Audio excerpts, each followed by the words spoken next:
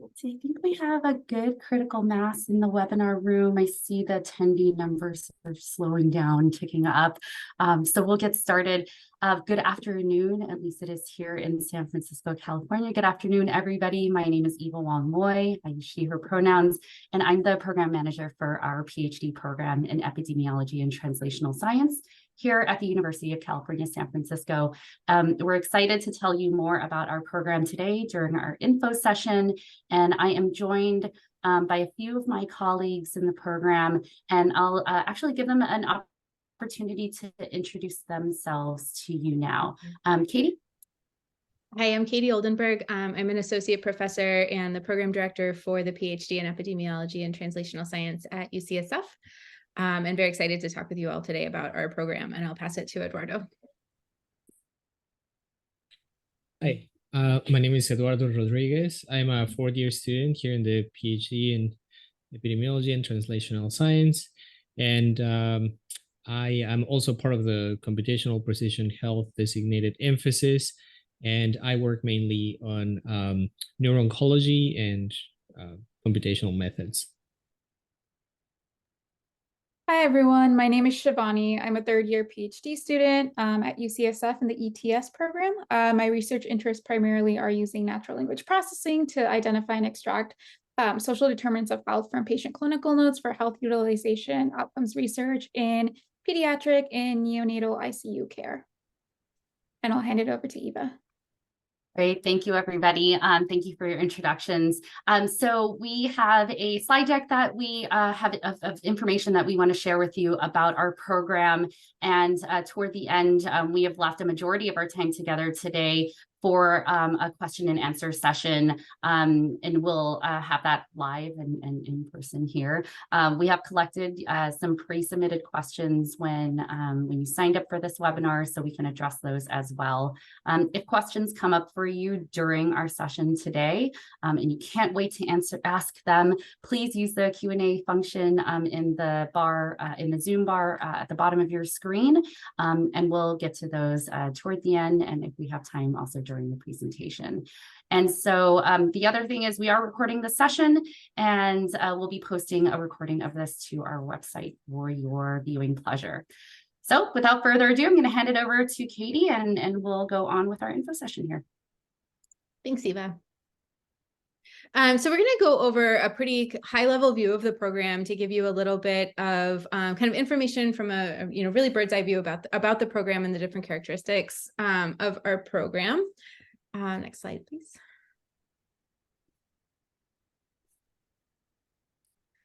So briefly, so we are based in a school of medicine, and we're on a health science campus. UCSF does not have a school of public health, so we are a department of epidemiology that's within a school of medicine. And that allows for us to have a very interdisciplinary program where we have students and faculty who interact, who do all the full range from clinical care through research, and really provide students with a wide range of opportunities with that kind of school of medicine focus.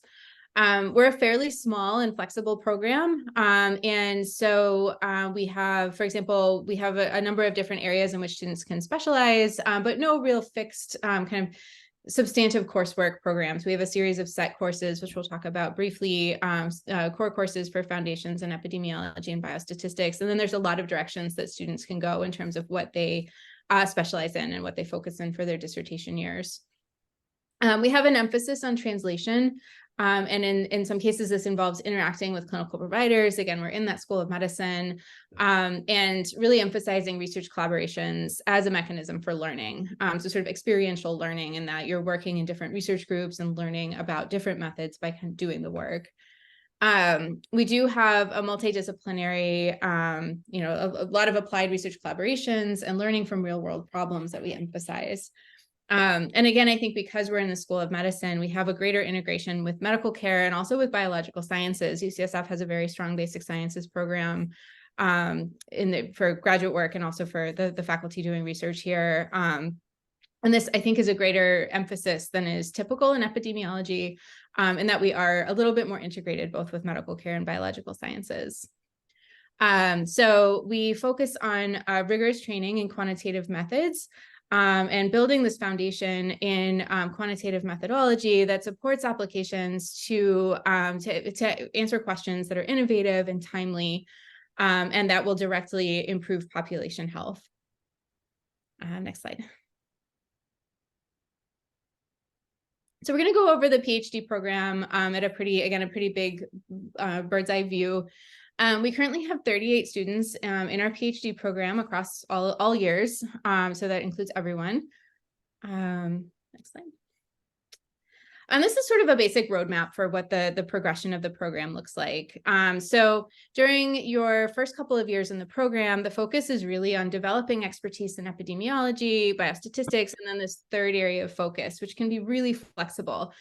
We have some sort of rough guidelines in terms of cancer epidemiology or infectious disease, but really this doesn't have to be sort of a one prescribed area. There's no set coursework that you have to complete or anything like that for this third area of focus.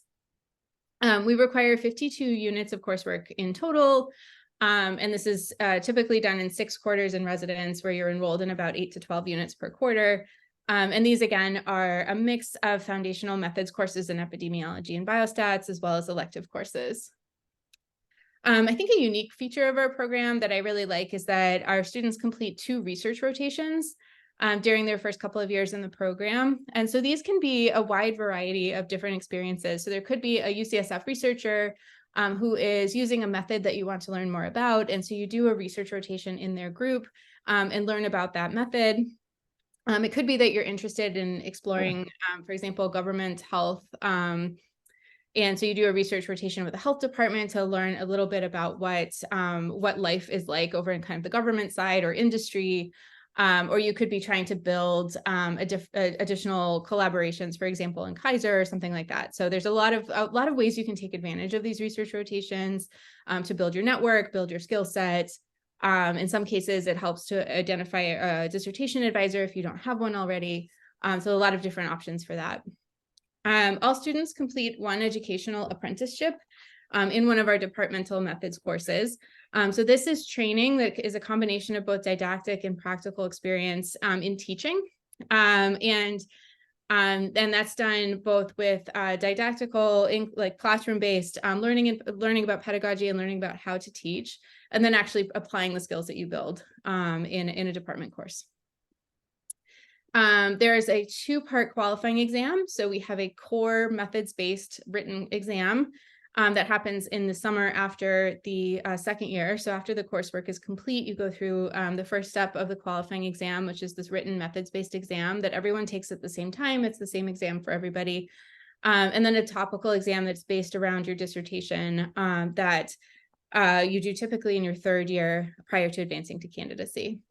And once you've done that, you've progressed, you advance to candidacy, go into the dissertation phase. This is overseen by an advisor and a dissertation committee.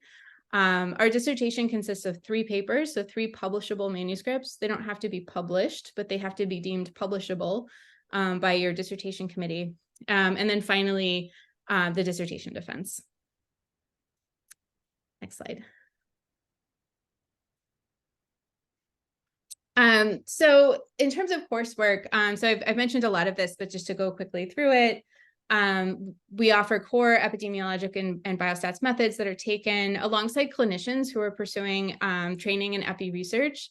And they are typically enrolled in our master's program. And so these are kind of the foundational courses in epi methods and biostats methods. And then also to kind of supplement that, there are electives in specific content areas in epidemiology and implementation science, data science, and other related fields. You're also open to taking courses elsewhere at UCSF, so in a different department or a different school, at Berkeley, at Stanford, or other Bay Area schools. We have an intercampus exchange program where you can take coursework over at Berkeley, for example, if they're offering a class that you're interested in taking. For that third area of focus, or that concentration area, we do have recommended coursework, but there's a lot of flexibility here. So you can sort of design a program that fits your needs and suits your needs. And then finally, we have doctoral seminar, which happens throughout the course of the program that covers the topics of importance in epidemiology. We have student work in progress, presentations, sessions on professional development, and things like that.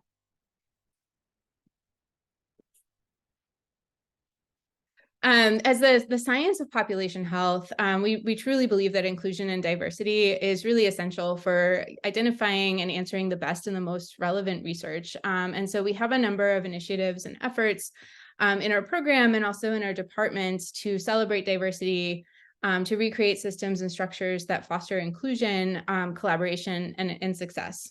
So we have a student representative on diversity, equity, and inclusion who helps advise our senior leadership in terms of for the program. Our department has a committee on diversity, equity, and inclusion, which is led by our vice chair for diversity, equity, and inclusion, and our students often collaborate on that committee. And there are a number of graduate division initiatives at the university level that are also meant to foster diversity, equity, and inclusion. A lot of the department's research and a lot of our students' research really is designed around promoting health equity. So a lot of our seminars and a lot of our kind of example-based learning is really looking at developing methodology to study health equity in particular and to study it well. Next.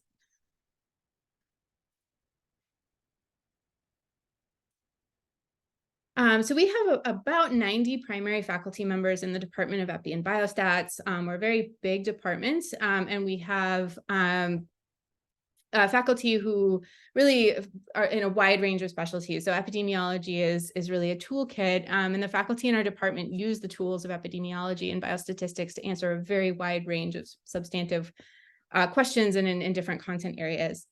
In addition to our primary faculty, we have over 80 faculty affiliates. So these are faculty with a secondary appointment in Epi-Biostats who primarily live in a different area within the School of Medicine. And so these faculty are all available to be to work on your dissertation committees with you. They're available for research mentorship, things like that. So there really is a very, very diverse pool of faculty with whom you can reach out to work with.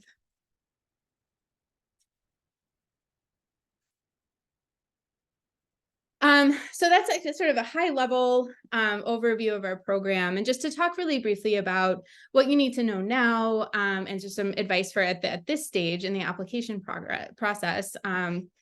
So at this point, you're not required to have identified a faculty mentor at the application stage. You certainly can reach out to faculty to inquire about whether or not they are considering taking a graduate student this year, whether or not they have space in their lab, that sort of thing. You're certainly welcome to do that. We encourage you to research our primary and our affiliate faculty to ensure that our program and the university are a good fit for your research interests.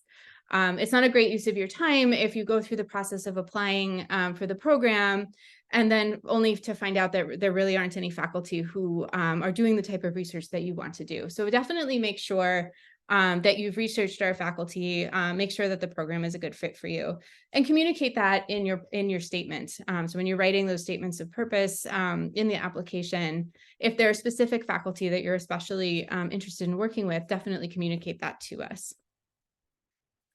You don't have to do that, but it can be very helpful for both for us to match you up with faculty and for us to understand, to see that you really would be a good fit here.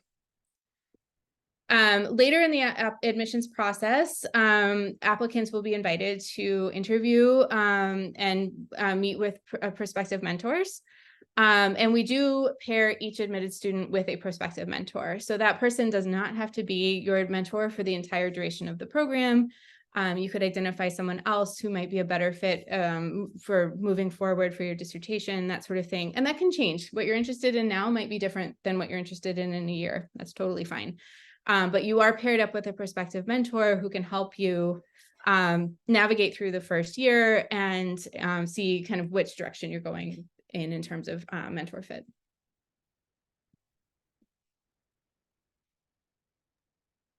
And I'm going to pass it back to Eva.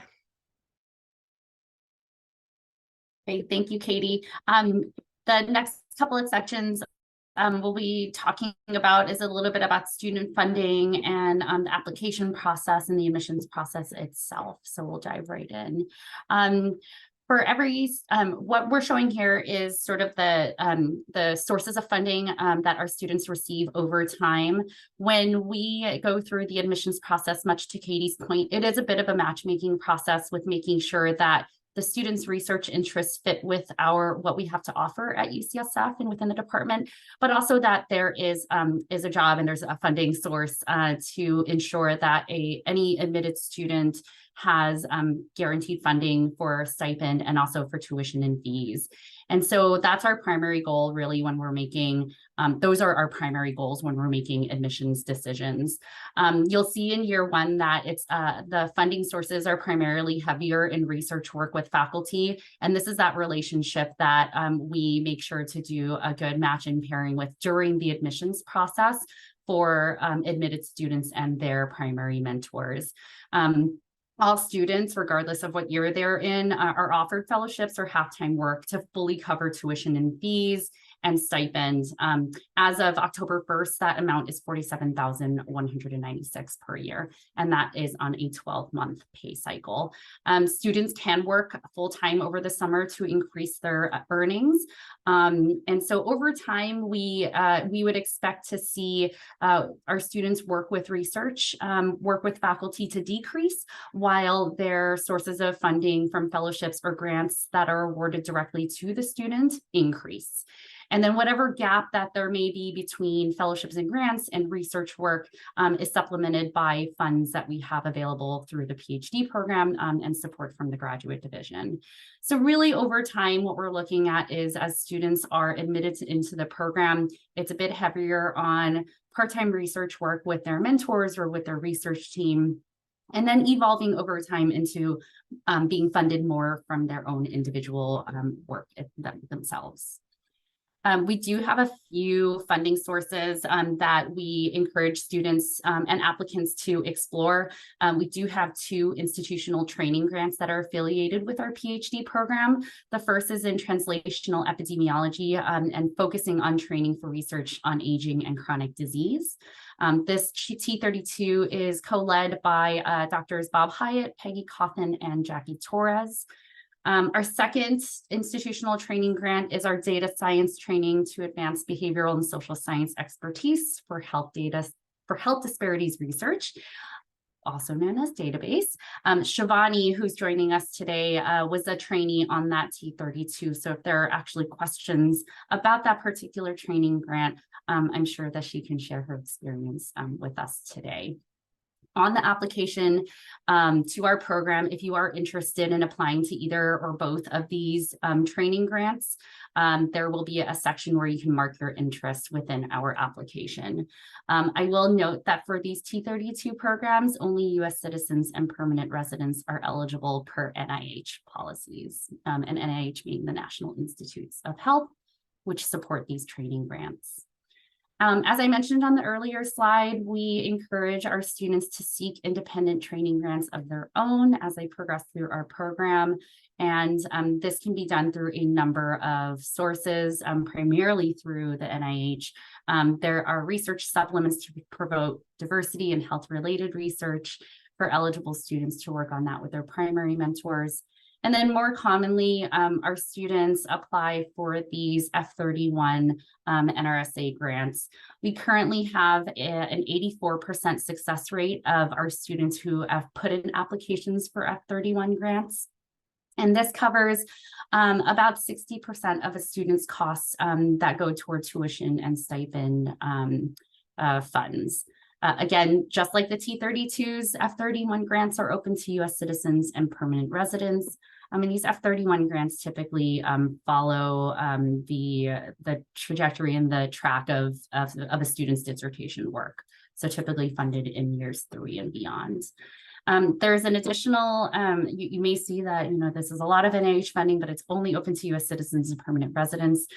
For international students, there is one funding mechanism that is available, and it's this NIH individual pre-doctoral to postdoctoral fellow transition award.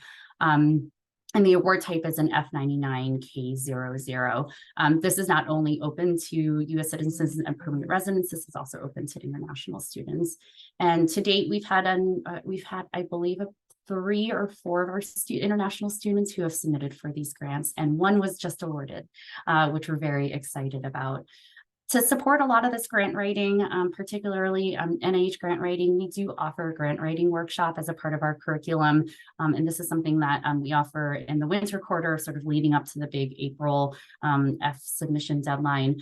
And so this is an elective course that our students are able to take, where there are shared resources, there's peer feedback given during the workshop itself to prepare these grant applications to be submitted.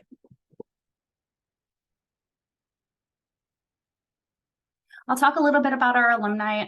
We are a fairly young program. We've, I think this is our 15th or 16th cohort that we're welcoming in. And so we have, I believe it's almost 40 alumni who have graduated from our program, which is very exciting. And there's not any one track that our students typically go into. There is a wide variety of positions and interests amongst our alumni and where they kind of go off to. And I think one of the more traditional routes is through postdoctoral fellowships at different institutions. Here's a small sampling of some of the institutions our alumni have gone off to: University of Washington. They've stayed right here at UCSF, gone down the peninsula to Stanford, across the bay to Berkeley, across the country to Harvard and USC. So those opportunities certainly are still out there, but it's not the only one. So some of the other opportunities our students have gone off to are working with the Epidemic Intelligence Service with the CDC, gone off to tenure track faculty positions, working with state and local health departments, and then research positions in industry. Some of the more local ones that our alumni are currently working at are IQVIA and Gilead Sciences. I saw a question in the Q&A about research rotation opportunities in industry. And as more of our alumni are actually going into positions at these organizations, we really want to make some more of a partnership with seeing if they're open and available to taking our current PhD students to rotate with them. So we do, rely on our faculty and our connections through our alumni to make sure to see what types of opportunities can be had in terms of rotations. But this is an opportunity also for it to be very student-led. If that is a desire of a student to do a rotation in industry, we could make connections with who we know working in that organization, or they can seek that on their own. The reason why this question does come up a lot of sort of what happens after graduation. And I know it's a little hard to think about that stage as you're applying to the program, but what we want to aim to make sure the message is clear is that there's no one track that our students go off to when they graduate from our program. So I want to dive a little bit deeper into the application components. We get a lot of questions throughout the admissions season about the different pieces of the application, and so let's go through that now. In terms of test scores, we do not require the GRE. There's not even a space in our application any longer to submit optionally your GRE scores. So we will not be looking at that. That is not a part of our admissions process. Applicants from non-English speaking countries must demonstrate proficiency in the English language. You can look on our website in the admissions section to go through what the requirements are, the minimum scores, etc. There are also a few situations where if you are an applicant from a non-English speaking country, you may be able to waive the TOEFL or IELTS score depending on your own training. And so more details about that are on our website in the admissions section. For transcripts, you must submit a copy of unofficial transcripts for all the institutions you've ever attended in higher education. Please do not submit official transcripts. It makes it a little harder for us to open the transcripts itself in our system. If you attended an institution outside of the United States, even if English was the language of instruction, we ask that you provide us with an unofficial course-by-course credential evaluation. This helps us and our admissions committee translate the grades, the units, and so on to the US equivalency, which is what we're more accustomed to evaluating with. Again, there's more specific instructions and directions about the course-by-course credential evaluation, both on our website as well as within the application itself. We have a research experience and research summary section that elicits a lot of questions as well. We essentially, a lot of what we talked about, we value your research experience. It can show us that you can succeed in a research-intensive environment, anywhere from 0 to hundreds, right? We get the range. And so what this section of the application gives you the opportunity to do is to describe your significant research experiences. What were the questions you addressed? What was your part in the research team? And it gives you more space outside of your CV to go into that into more detail. We do require 2 written statements. There's the statement of purpose and as well as the personal history statement.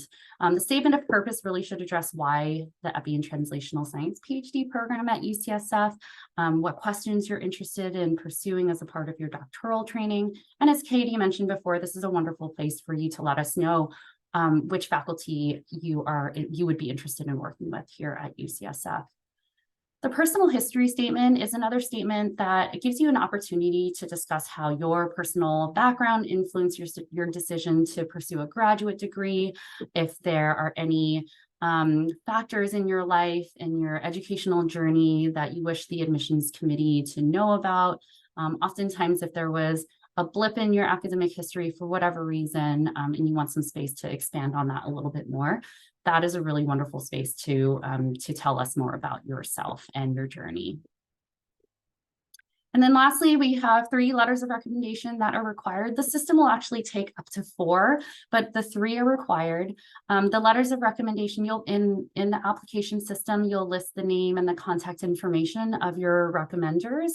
And the system will send them an alert and give instructions on how to submit their letters of recommendation through the admission system. So the letters of recommendation will not come directly to the program or to the applicant. That needs to all go right into the application system. All of these you see here, all of the application components must be complete and received all by our application deadline, which is December 1st, 2023, 11:59 p.m. Pacific time. And that is, again, made abundantly clear on our application site itself.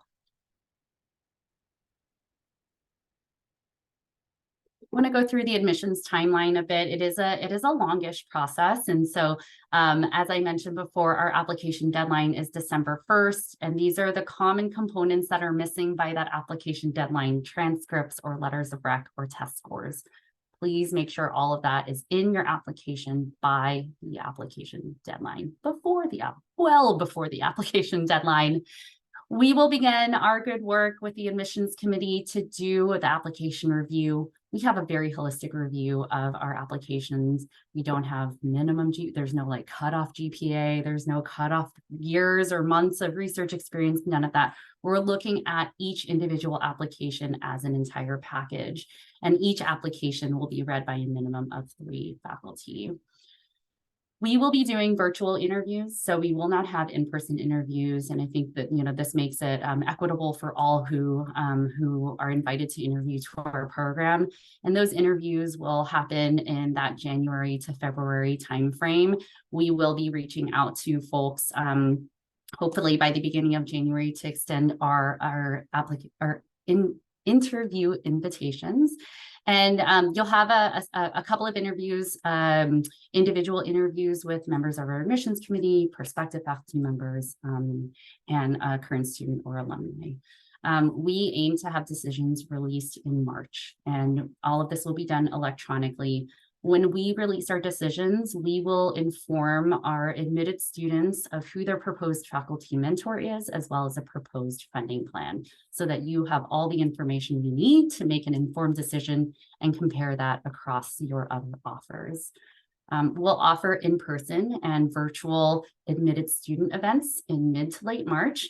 And this will give you an opportunity to come see our campus virtually or in person, meet more current students and alumni of our program, and also meet your faculty, including your prospective mentors, our program leadership team, myself, Katie, the rest of the students, and all. And we follow the universal deadline decision for PhD programs of April 15th. We often carry a small wait list in the event that folks decline our offer of admission. And so we aim to process folks off our wait list and finish out our building our cohort, if that's the case, usually through the end of April into early May. So we will, we do our best to keep everyone who's applied to our program informed of where we are in the process. But if ever there are questions about the status of your own application, please feel free to reach out to us. Okay. That was a lot of sharing and a lot of talking, and I'm going to invite my colleagues to come back on video so that we can dive right into questions. And so I see that we have some questions that have been coming into the Q&A, which we can go through, and then we can also address some of the pre-submitted questions that we received during the webinar. So please do continue putting in your great questions into the Q&A. Just click that Q&A button right at the bottom of your Zoom control screen. And so let's see, I answered the first question was about examples of research rotations in industry or collaboration with local healthcare companies. I think I addressed that, but Katie, Shivani, or Eduardo, do any of you have anything else to add on top of what information I provided?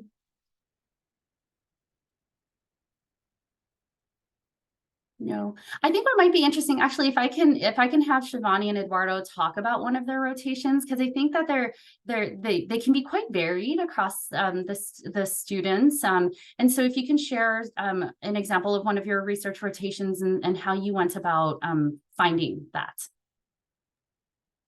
Yeah, I can quickly go first. So my research rotation was completely led by me. I heard a lot about survey methods, sampling methods, etc. from coursework, and I did not have experience in that prior to joining the program. And so I wanted one of my research rotations to give me sort of exposure to this new methods that I've learned about, but I've never really had hands-on experience. And so I reached out to a faculty member in the Department of Medicine in pediatrics, actually, who was working on stuff using data for from the NIH and the CDC. And so that's kind of how my research rotation formed. Yeah, in my case, I'm a physician by training.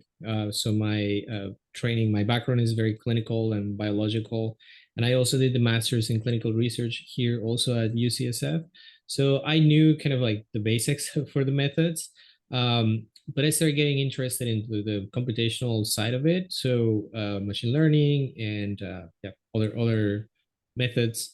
And that's how my rotation shaped a little bit, because I thought that the coursework provides you with an actually very good basis for methodological issues and how to approach that side, but not so much on the technical side, on the programming, for example, or the pipeline construction of machine learning models. So that's how I approach my rotations. One was here at UCSF with one of the core faculty here, Dr. Aaron Scheffler, and the other one was at UC Berkeley, and that was a completely computational oriented rotation. And it was kind of like when the OpenAI GPT model opened up to the public. So that was kind of, I fell in there right in the right moment. So I started working on that. Great, thank you both for sharing your experience. I think even hearing the differences between the both of you and sort of how you found it and what scope and nature and for what purpose goes to show that it really does vary by student, and a lot of it is student-led. And I think when it is student-led, it really caters to the additional training that they want to seek outside of their didactic coursework. So thank you both for sharing your experiences there. There's a question about time to degree and whether we accept transfer students from other universities. Our current time to degree is about 4 3/4 years. So anywhere between 4 and 5 years is about the target goal. Some may do less, some may do more. It really depends on the student itself. I think one of the things that we're very cognizant of is for the students who join our program, life events happen. Life events happen and can add to your time in our program. And we are well versed in that. We are supportive of, supporting our students with their lives outside of the program itself. So 4 to 5 years is about the target, plus or minus a little bit on either end. Okay. And then in terms of transfer students from other universities, no, we don't take transfer credits. That's a UCSF policy, just in terms of transfer credits, that it does not apply to doctoral programs. So if you are currently in a PhD program and considering a change to a different one, including ours, you would be starting fresh in our program and meeting the requirements as expected of all students. Applications are not reviewed on a rolling basis. Once I log in December 2nd, that is the first time we're looking at all the applications and getting them sorted out for the beginning of our review. So everyone kind of goes through the process together. Katie, I'm going to give you this next question, and the question is, looking through faculty research areas, I don't see antimicrobial resistance, healthcare associated infections, or infection prevention and control. Are those areas housed elsewhere? It's a good question. And I think specifically in relation to AMR and healthcare associated infections, there are faculty at UCSF who are doing that work. I know some of them personally, and there are others that I don't know personally. I think a sort of a broader answer to that question is that we do have a lot of faculty at UCSF doing a very wide range of research, and you're very welcome to research faculty outside of Epi and Biostats and identify faculty who may be doing research, for example, in AMR that you're interested in. So sometimes they may not be housed as primary faculty members in the Department of Epi and Biostats. A sort of funny feature of UCSF is that there are epidemiologists sort of hidden in clinical departments throughout the university. I was one for many years until last year. I was in the Department of Ophthalmology. And there are kind of more clinical faculty who maybe are not PhDs in Epi, but who are doing clinical research in areas that you're interested in. So you're welcome to reach out to them and to, again, sort of this interdisciplinary, translational, and flexible approach to our program. We definitely encourage you to seek out collaborations across the university in areas that you're interested in. So. Great, thank you, Katie. Our next question is, do Masters in Pharmacy students with a major in clinical research, are they eligible for this program? And I would say yes, because certainly we do receive a lot of applicants even from our own Master in Advanced Study in Clinical Research within our own department, and that's the program that Eduardo graduated from himself. I would say yes, and in your personal statement, of purpose, that's what it's called, really address why Epi, right? And make that bridge for us. Help the admissions committee understand where that connection is with your previous training and what you want to do with this degree program here. Does anybody have anything else to add to that? I think just to expand a little bit on the personal statement, I think, a compelling personal statement, especially if you're making a bit of a career change or career direction change, is to, tell a story about how you got here. What is it, that you've done in your professional life that has gotten you to this point where you're applying for this doctoral program now? And I think really the most compelling personal statements are the ones that really tell that story. And this is my why. This is why I want to do this program. This is why I want to do this program now. So I encourage you to think about, regardless of where you're coming from, including if it's been, very clear in epidemiology the whole time, or if you're coming from a very different field, to tell us why. Great, thank you for expanding on that, Katie. Our next question is, I'm a math major at San Francisco State University and currently working on an Epi project for a master's thesis. I would like to know if I'll be needing any biology classes for this program, as my background is in applied math / modeling. We don't have prerequisites as specific as needing to have a biology background. I see Eduardo's head shaking, and Eduardo, do you remember the last time you took a straight up biology class? Well, yes, but again, it's because of what you were mentioning of how we kind of shape our own education. Again, my research is in neuro-oncology, and I'm working there actively as a staff member. But I also wanted to get a little bit more formal training in like the oncogenic processes and cancer processes, and especially neurobiology. So I went ahead and took those courses, which were harder than I thought coming back to them. But but again, definitely it definitely helps. But I don't think that those are essential things that you need to know, especially because once you identify an area that you want to be working on, you're going to be learning about that field a lot. Great, thank you, Eduardo. Our next question is, can you provide information about the timeline of research rotations, how long they typically last, is it flexible, and can they turn into continued research if they are a good match? I'm going to give this to Shivani because this is a perfect question for you. So can you address this, please, Shivani? Yeah, definitely. So my first research rotation was a small team. And so because it was in a small team, I got through it rather quickly. The data was already available to us because it was survey data. It didn't have to go through the cleaning process, et cetera. So it was rather quick. So typically when you sign up for research rotations, you're going to sign up for the quarter that you plan to conduct your research rotation on or in. But oftentimes it does exceed that just because, you're submitting abstracts to conferences based on the work that you've done, or you're planning to submit a manuscript, and just the back and forth between the research teams about, making sure the manuscript is ready to go and ready for submission. It does take a little bit of extra time. So I would say typically tends to go over a quarter. And then I'm actually currently working on a research rotation right now, which has gone a couple months ahead of the quarter. And again, that's a little bit different again, because it's a much larger team that I'm working with. We had to extract and acquire the data on our own. So a lot of processes about that, but typically team acknowledges that you're still a student. And so if you're taking classes, there might be weeks where you can't contribute too much time to the project. And so timelines can waver a little bit.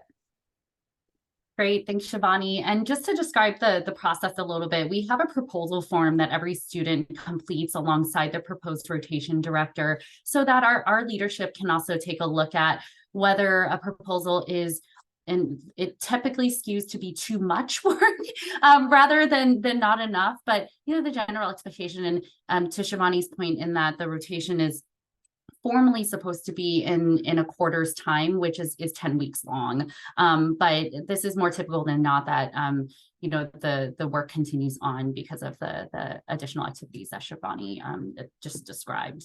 So thank you, Shivani. Our next question is, should we discuss research projects that are ongoing? So no formal conclusions yet, but analysis underway in the research experience section of the application, or only completed/published projects? Katie, do you want to take that one? Oh, that's a great question. I would encourage you to include everything. So if you're doing, have kind of ongoing research experiences, definitely include those. I think it's not expected that you'll have a large body of kind of completed research work at this stage. And so we want to know about all of it. So yeah, include it. Great, thank you. In progress, and under review, published, everything in between. Our next question is, if a student already has an MPH, is the required coursework the same? And also, is it possible to do the coursework part-time if already working in research? This is a great question. So this spans a sort of like, if I've taken similar classes through my MPH, do I continue in the coursework? And also sort of the balance between taking coursework and working in research. So yes, the required coursework is the same. We don't have waivers typically of our core curriculum, particularly because our qualifying exam part 1 really lends to the topics as they're taught here at UCSF. And one of the distinct differences, as Katie noted earlier in our conversation, is that our coursework and curriculum is situated out of the School of Medicine as opposed to the School of Public Health. So some of these topics may have more of a clinical research slant to it and focus on it, and may be taught in a different way here at UCSF.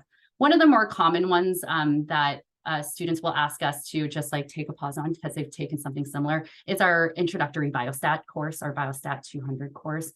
That one we've been more flexible to, but the others, our expectation is that students take those courses as offered and as designed here at UCSF. And then is it possible to do the coursework part-time if already working in research?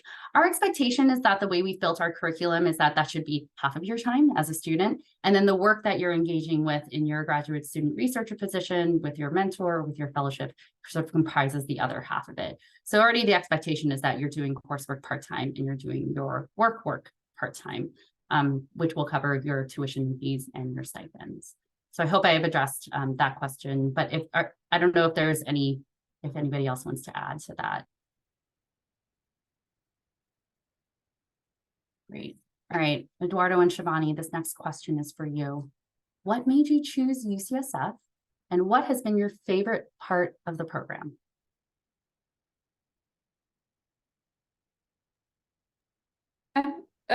Okay. Yeah, so what made me choose UCSF is that when I was applying, I saw the T32 database training program with the NIH. And so essentially when I wanted to come in, I sort of wanted to find the sweet spot where I could do a little bit of social epidemiology, but also a little bit of computational science, where I found out other universities kind of lacked having this intersection where students can like properly fit in. So when I saw that, I was like, wow, this is amazing. And a really big highlight and then also the diverse faculty that are here with different sort of levels of expertise, and just being able to reach out to faculty members and them always being willing to, you know, help you out, or in the due chance they don't have an answer to the question, they'll always, you know, loop in a colleague that they work with to help you. And then another big thing was the support of your cohort and peers that are not necessarily in your cohort, but upper years, and kind of allowing them to sort of guide us through our first year and second year and everything. I think the support was amazing and still is amazing. Yeah, for me, again, I come from a clinical background, so that intersection of having the possibility of doing research that directly impacts clinical work, or to work on something that is going to impact patient care, it was very important for me. And that definitely does happen here. Like you can see the effects of what you're doing, not instantaneously, but more instantaneously than in other fields, I will say. So that's one of the things. And then again, the collaboration that we have, I think that UCSF definitely, and our department for sure, encourages collaboration with other teams. And for me, that has always been a really important thing that I try to integrate even in my own education. And that's being facilitated throughout the program for me. And the thing that I have liked the most is, well, that it is facilitated, and just echoing what Shivani said, faculty is very supportive. We often can see some blogs or something on the internet on how to have difficult conversations with your mentors or with faculty members. And in my experience, during the master's and PhD, I have never had a negative encounter with faculty. Everybody is really supportive. They definitely listen to your ideas, even if they seem crazy, and then they try to reorient it to something that is a little bit more realistic, and then try to point you to the person that knows how to do the thing that you want to do. So instead of like discouraging you of your ambitions, they give you the resources for that. And I think that's really important, especially as you're trying to become more independent as a researcher. Yeah, thank you both for sharing your perspective on that. You know, I think, you know, hearing a lot of your responses to, you know, the reason why we demonstrate how many faculty we have affiliated with our department is that the faculty to student ratio, PhD student ratio is crazy. It's right. I mean, if we have over 90 primary faculty members and we have 38 PhD students, so there's no shortage of sort of interested faculty who want to engage and work with our PhD students. And I often hear from faculty, it kind of keeps them fresh too, with all of these, to Eduardo's point, these like kind of crazy ideas. But that's what also moves the field along. And the other thing I'll note too is that UCSF is a graduate and professional school institution. We do not have an undergraduate population. So a lot of the resources, a lot of the support that the university provides to programs and to students has that graduate student lens, right? And whereas if you're looking at our sister institutions within the UC campuses, outside of UC Law, they have a blend of undergraduate, professional, and graduate students. And so they have to, navigate providing support to all of them, whereas UCSF, it really has that sole focus of graduate and professional student support. So thank you both for your insights there. Our next question is how long the interviews typically run for, and what would faculty like to hear about most? Interviews typically last about 30 to 45 minutes. And I'm going to turn it over to Katie about what faculty like to hear about most. Katie does also do interviews and will interview our candidates as well. So Katie, would you like to share? Sure, it's a great question. So I think, keep in mind that the faculty have read your application by the time you get to the interview. Multiple faculty have read your application, including the person who is interviewing you. And I've seen the interviews go in a couple of different ways. I think, again, we really do like to hear kind of your story. I think whether you're talking to an admissions committee member who is unlikely to be your prospective mentor versus speaking with someone who is talking to you with that kind of prospective mentor role, those conversations will look a little different. So I think if you're talking to a prospective mentor, things will be focused a lot more on kind of what you're interested in terms of your research and how you might fit into their group, and where are some areas that you could specialize. And so I think I really like the interviews to be more of a conversation. I'm not looking to, really grill you on your skills or ask you tough gotcha questions or anything like that. I want to get to know you. I want to know why epidemiology. I want to know why you think UCSF is a good fit, why you want to come here, and what you're looking to do with your time as a PhD student, and that sort of thing. I also really encourage folks to make sure that they have questions prepared ahead of time. Take advantage of that time that you have. As much as we're interviewing you, you're interviewing us too. So make sure, this is a good time for you to get a sense for both with admissions committee and prospective mentor interviews, but especially that prospective mentor interview. Make sure this is someone that you want to work with. And so come with questions about the program, about their research. Faculty love talking about themselves, pro tips. So, ask them about their research, and that's going to get them going. So, I think, I cannot speak for all faculty interviewers, but, that's kind of what I like. I don't want to come in, I'm not here to assess your knowledge or your current, write out this equation or whatever. That's not how it's going to go. It's really going to be more of a conversation. Straight from the source, folks. Take that in, take that to heart. Thank you, Katie. We have a series of questions sort of in that international student and applicant realm here. But before we go to that, let me just address the how can we apply for an application fee waiver. That's done right in the application system itself. When you get to, I think it's right before the payment section, you'll have an opportunity, if you are eligible, to apply for an application fee waiver. My best practice tip here is that don't do it right on the deadline date. The graduate division runs the application fee waiver process. They need some time to review your fee waiver application before they can approve or deny it, and they'll need some lead time to do that. I will make a note that international students, applicants are not eligible for the application fee waiver. This is a graduate division and UC policy, and not one that the program can reverse or make an exception to. So we get that question a lot. This next question is, I wonder if we need to secure funding during our PhD as international students by applying to some other fellowships or doing additional TA or RA duties to address financial issues. And if so, do we need to apply to them concurrently with our application? And the answer is no. we work alongside the applicant as well as the prospective faculty mentor to develop a funding package for all admitted applicants to our program, regardless of international or not. And so that's a lot of the work that we're doing as you're interviewing with faculty mentors, or as we're looking at our own fund sources and identifying additional partners with us to identify additional funding sources. If their PI doesn't have enough funds or grant funding to support that student, then we're working alongside students to apply for grants or to fellowships. Eduardo was just talking with me about something. And so so a lot of that is done hand in hand once the student gets here. But at the point of admission, this is built in as a part of our admissions process. And then information on international student ratio in the program.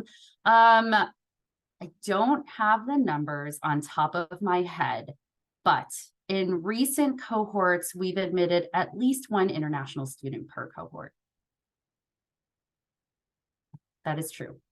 But I do not know the exact number of international students that we have. So what I can say is that in recent memory, for as long as I've been here for the last 4 years, we've had at least one international student admitted per cohort.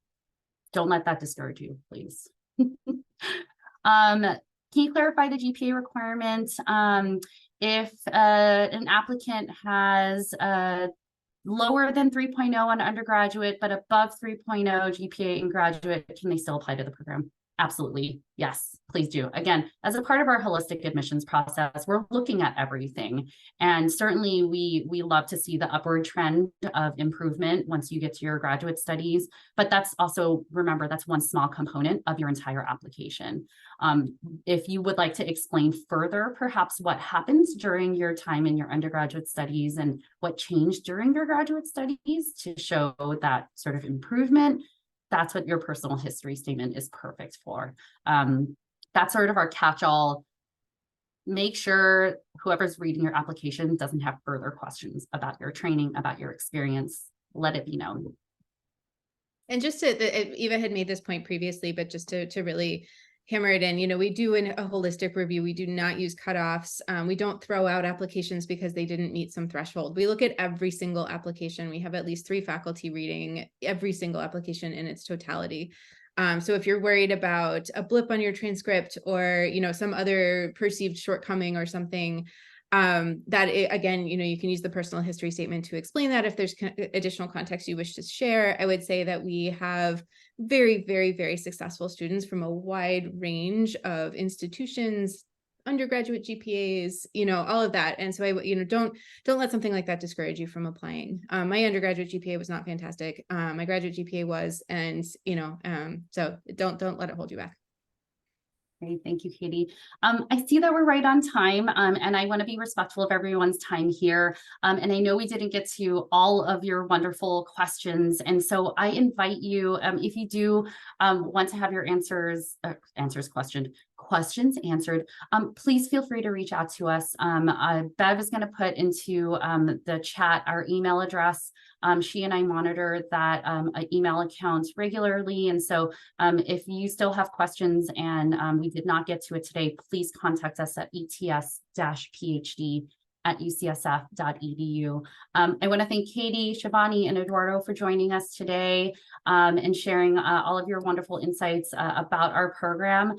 We really appreciate your time in exploring and learning more about our program at UCSF. We hope to hear from you soon, and certainly we hope to see your application come through by that December 1st deadline. So thank you, everybody, and have a wonderful day.